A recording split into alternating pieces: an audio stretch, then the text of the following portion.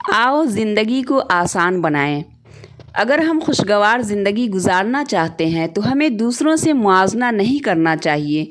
जब भी हम अपना मुआवजा दूसरों से करेंगे तो हम ज़्यादा सोचने के शिकार हो जाएंगे। अगर दूसरा शख्स हमसे निचले दर्जे का है तो हमारे जहन में खुशी होगी और हम उस खुशी में सुस्ती की ज़िंदगी गुजारने लगेंगे।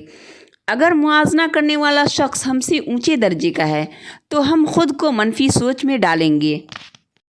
दोनों सूरतें हम सब की ज़िंदगियों के लिए नुकसानदेह है। हमें अपनी मौजूदा हालत से मुतमईन रहना चाहिए।